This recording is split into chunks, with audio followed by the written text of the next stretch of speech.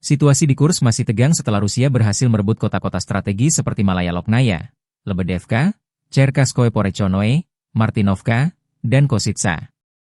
Hingga 10 Maret 2025, tekanan luar biasa dan krisis pasokan memaksa pasukan Ukraina untuk mundur jauh. Selain itu, komunikasi Ukraina dilaporkan mengalami gangguan. Militer Rusia merilis rekaman video menggempur kolom kendaraan tempur Ukraina yang coba mundur dari Kursk. Dalam 24 jam terakhir, unit-unit kelompok pasukan utara Rusia membebaskan Lebedevka, wilayah Kursk, dan Novenkoye, wilayah Sumy, selama serangan. Angkatan bersenjata Rusia menggempur unit-unit dari 1 brigade mekanik berat, 5 brigade mekanik, 1 brigade infanteri bermotor, 1 brigade penyerang, 2 brigade penyerangan udara, 2 brigade pertahanan teritorial, dan 2 resimen penyerangan AFU di dekat Agronom, Bogdanovka, Goncharovka, Guyevo, Zaoleshenka, Kazachialoknya, Perviknyazhi, Vtorauknyazhi, Kositsa, Loknya, Malaya Loknya, Mahnovka, Rubanichina, Sudzha, Cherkasskaya Konopelka, Cherkasskoye Porechnoye, dan Yuzi. 2 serangan balik berhasil dihalau. Dalam 24 jam terakhir, kerugian Ukraina berjumlah lebih dari 350 tentara, 1 tank, 2 kendaraan tempur infanteri, 5 pengangkut personel lapis baja, 19 kendaraan tempur lapis baja, 29 kendaraan bermotor, 6 senjata artileri lapangan, 1 mortir, 1 stasiun perang elektronik, 1 stasiun radar-rada buatan Israel, 11 pos komando UAV, dan 1 depot amunisi. 6 prajurit AFU menyerah.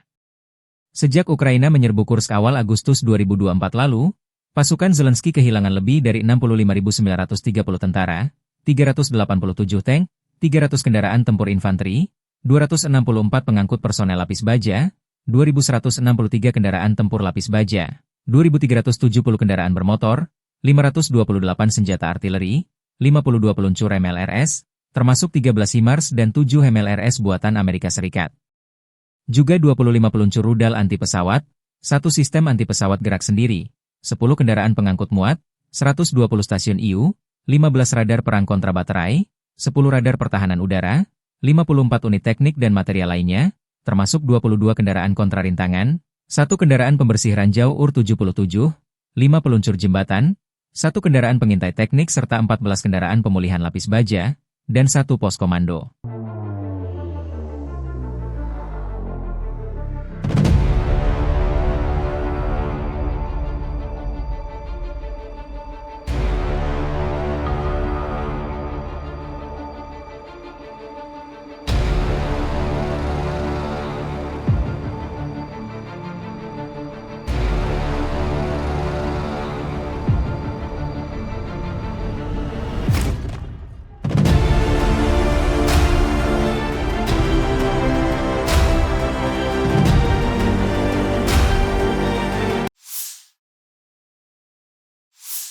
Prajurit dari unit penyerang grup pasukan Vostok Rusia dan relawan Timur Jauh Rusia berhasil membersihkan wilayah Konstantinopel di Donetsk Selatan dari pasukan musuh dan merebut kawasan strategis tersebut.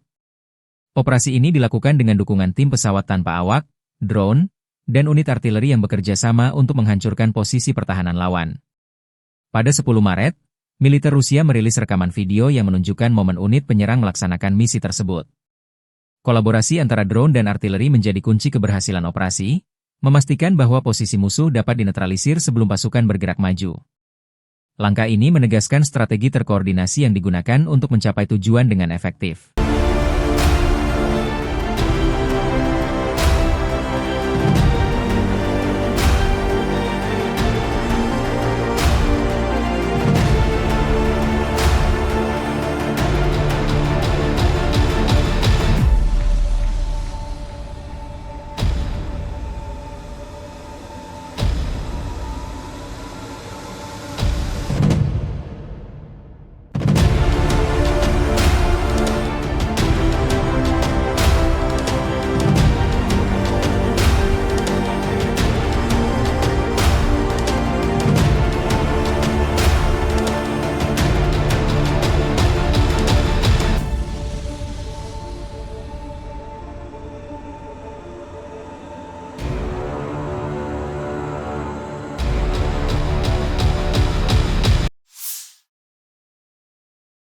Media-media Ukraina melaporkan serangan drone Ukraina menyerang kilang minyak Novokuibishevsk di Samara Oblast, Rusia, pada 10 Maret.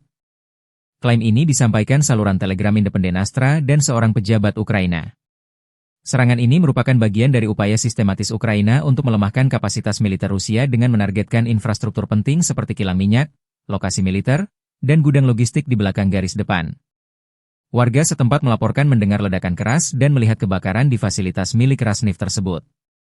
Kilang minyak Novokuibishevsk merupakan salah satu fasilitas terbesar di Rusia, dengan kapasitas produksi mencapai 8,8 juta metrik ton minyak per tahun. Menurut Andriy Kovalenko, Kepala Pusat Penanggulangan Disinformasi di Dewan Keamanan dan Pertahanan Nasional Ukraina, kilang ini memproduksi bensin, bahan bakar diesel, dan bahan bakar minyak yang sangat penting bagi transportasi dan peralatan militer Rusia.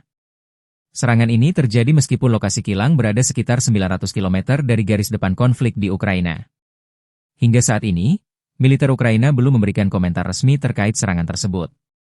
Klaim ini juga belum dapat diverifikasi secara independen. Namun, serangan-serangan serupa terhadap infrastruktur energi Rusia telah menjadi strategi Ukraina untuk mengganggu pasokan logistik dan operasional militer Rusia dalam perang yang telah berlangsung lebih dari setahun. Pasukan Rusia melancarkan serangan menggunakan rudal Iskander ke pangkalan sementara angkatan bersenjata Ukraina di Zaoleshenka. Serangan ini menambah ketegangan di medan perang dan menunjukkan kekuatan militer Rusia dalam konflik yang masih berlangsung. Video serangan tersebut dirilis pada 10 Maret 2025, memperlihatkan dampak dari rudal Iskander terhadap target di Zaoleshenka. Hingga saat ini, belum ada informasi resmi mengenai jumlah korban atau tingkat kerusakan akibat serangan tersebut.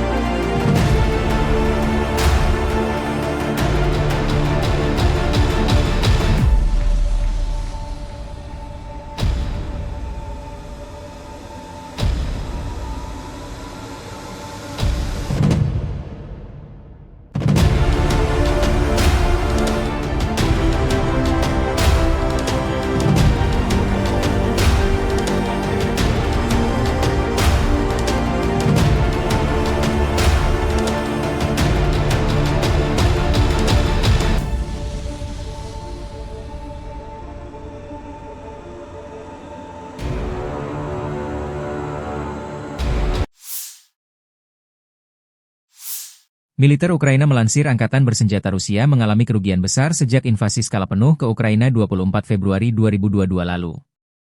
Menurut laporan Staf Umum Angkatan Bersenjata Ukraina per 10 Maret, korban tewas di pihak Rusia mencapai 886.320 tentara, termasuk 1.190 korban hanya dalam sehari terakhir.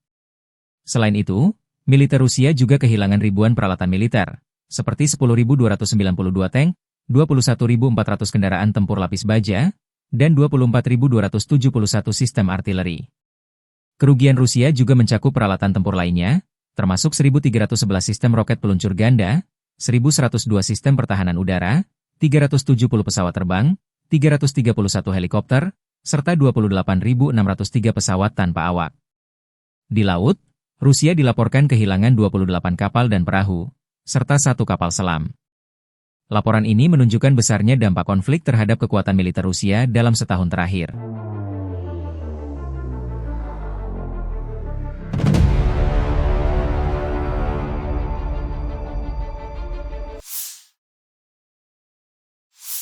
Angkatan Bersenjata Rusia 9 Maret waktu Moskow melansir penerbangan taktis operasional, pesawat nirawak serang, pasukan rudal dan artileri kelompok pasukan Rusia telah menyerang kelompok tenaga kerja dan perangkat keras Ukraina di 143 wilayah sepanjang hari. Sistem pertahanan udara Rusia menembak jatuh 1 bom berpemandu jam, 2 proyektil HIMARS MLRS buatan Amerika Serikat serta 228 kendaraan udara tak berawak sayap tetap, termasuk 99 diantaranya di luar zona operasi militer khusus. Secara total, sejak Rusia melancarkan operasi militer khusus, Angkatan bersenjata Ukraina total kehilangan 656 pesawat, 283 helikopter, 45.877 kendaraan udara tak berawak, 600 sistem rudal anti pesawat, 22.090 tank dan kendaraan tempur lapis baja lainnya, 1.525 kendaraan tempur MLRS, 22.390 senjata artileri lapangan dan mortir, dan 32.630 unit kendaraan militer pendukung. На Харьковском направлении подразделениями группировки войск «Север» нанесено поражение формированием 3 бригад теробороны в районах населенных пунктов Гранов и Волчанск Харьковской области. ВСУ потеряли до 30 военнослужащих, 7 автомобилей, 3 орудия полевой артиллерии, станцию радиоэлектронной борьбы и склад боеприпасов. Подразделения группировки «Запад» улучшили тактическое положение. Нанесли поражение живой силе и технике 3 механизированных бригад ВСУ в районах населенных пунктов Катериновка, Каменка, Кондрашовка, Лозовая Харьковской области и Ямполь Донецкой Народной Республики. Потери противника составили до 195 военнослужащих, 2 боевые бронированные машины, в том числе бронетранспортер М113 производства США, 2 автомобиля, 5 орудий полевой артиллерии, из них 2 западного производства. Уничтожены 2 склада боеприпасов и 7 станций радиоэлектронной борьбы. Подразделения южной группировки войск заняли более выгодные рубежи и позиции. Нанесено поражение формированием 3 механизированных и аэромобильной бригад, бригады территориальной обороны в районах Северска, Розовки, Константиновки и Иванополя. Потери ВСУ составили до 245 военнослужащих, 3 автомобиля, орудия полевой артиллерии, 2 станции радиоэлектронной борьбы и 3 склада боеприпасов. Оперативно-тактической авиацией, ударными беспилотными летательными аппаратами, ракетными войсками и артиллерией группировок войск Вооруженных сил Российской Федерации нанесено поражение инфраструктуре военных аэродромов, объекту энергетики, обеспечивающему работу предприятий ВПК Украины, цехам производства, складам хранения и пунктам управления беспилотными летательными аппаратами, а также скоплением живой силы и техники вооруженных формирований ВСУ в 148 районах. Средствами противовоздушной обороны сбиты 5 управляемых авиационных бомб JDAM-ER, реактивный снаряд «Химарс», 178 беспилотных летательных аппаратов самолетного типа. Подразделения группировки войск «Центр» улучшили положение по переднему краю, нанесли поражение формированием 3 механизированных воздушно-десантной егерской бригад, бригады Национальной гвардии, а также штурмового полка в районах Лысовки, Миролюбовки, Гродовки, Алексеевки, Петровского, Срибного, Успеновки и Зверева. Противник потерял свыше 595 военнослужащих, танк «Леопард», 3 боевые бронированные машины, в том числе БТР ВАП и бронемашину «Макс-Про», уничтожены 2 пикапа и 3 артиллерийских орудия. Подразделения группировки войск «Восток» продолжили продвижение в глубину обороны противника, нанесли поражение формированием механизированной егерской бригад, бригады морской пехоты, 2 бригад территориальной обороны и штурмового полка в районах Богатыря, Перебудова, Новополя, Константинополя, Днепроэнергии и Гуляйполя. Потери противника составили до 155 военнослужащих, боевая бронированная машина, 3 автомобиля и самоходная артиллерийская установка FH-77 «Арчер». Подразделения группировки войск Днепр нанесли поражение живой силе и технике 2 бригад береговой обороны и бригады территориальной обороны в районах Качкаровки, Токаревки, Садового и Гончарного. ВСУ потеряли свыше 80 военнослужащих, 5 автомобилей, 2 орудия полевой артиллерии, станцию контрбатарейной борьбы АН-ТПК-50 и 2 комплекса радиоэлектронной борьбы. Pasukan, Vostok, Rusia rebut Konstantinopel, wilayah penting Ukraina di Donetsk Selatan. Kemenangan ini diumumkan militer Rusia 9 Maret. Konstantinopel direbut unit penyerang pasukan pengawal ke-29 dari kelompok militer Vostok. Saat ini, proses pembersihan dan konsolidasi wilayah sedang berlangsung. Di sektor barat dan selatan, pasukan berhasil maju lebih dari 2 km ke dalam wilayah musuh dan menguasai area sepanjang 1 km di garis depan. Lebih dari 35 personel Ukraina dilaporkan tewas dalam operasi ini. Selain itu, unit militer dari kelompok Timur Jauh berhasil merebut wilayah di sepanjang dasar Sungai Volchia, dengan kedalaman 1 km dan panjang 1,7 km di garis depan. Dalam pertempuran ini, lebih dari 15 personel Ukraina dilaporkan tewas. Di sisi barat, pertempuran sengit berlangsung di sekitar desa Burlatskoye dan Dneproenergia. Dalam 24 jam terakhir, Angkatan Bersenjata Ukraina kehilangan satu kendaraan lapis baja jenis Max Pro dan sekitar 30 prajurit. Sementara itu, di wilayah selatan Privolnoye, beberapa sabuk hutan dibersihkan.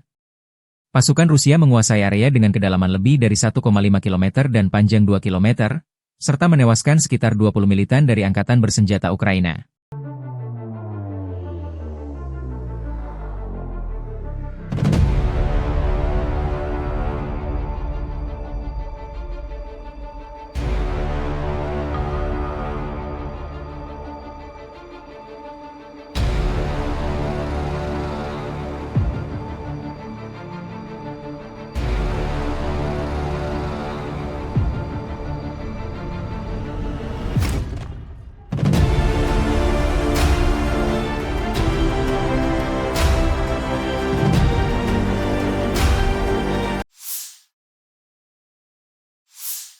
Konflik Rusia dan Ukraina memasuki hari ke-1, 19 Maret 2025.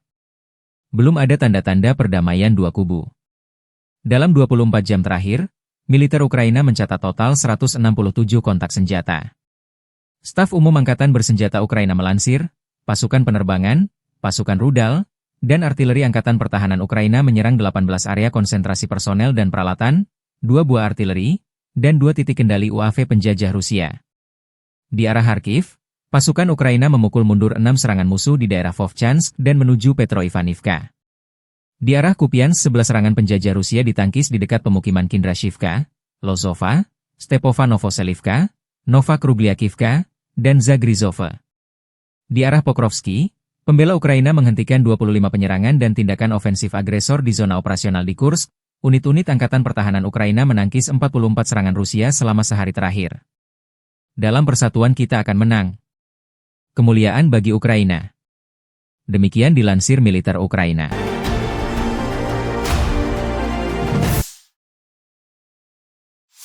Rudal balistik jarak pendek Iskander berhasil menghantam posisi kamuflase sistem peluncur roket MLRS HIMARS milik Ukraina di dekat Novonikolayevka, sekitar 26 km di timur kota Nikolaev. Serangan ini menyebabkan kerusakan parah pada kendaraan pemuatan HIMARS beserta proyektilnya, serta menewaskan 10 prajurit Angkatan Bersenjata Ukraina, AFU. Keberhasilan serangan ini menunjukkan kemampuan Rusia dalam mendeteksi dan melumpuhkan target strategis musuh, meskipun berada dalam posisi yang dikamuflase. Insiden ini juga memperlihatkan eskalasi konflik yang terus meningkat, dengan kedua belah pihak saling menyerang infrastruktur dan personel militer di garis depan.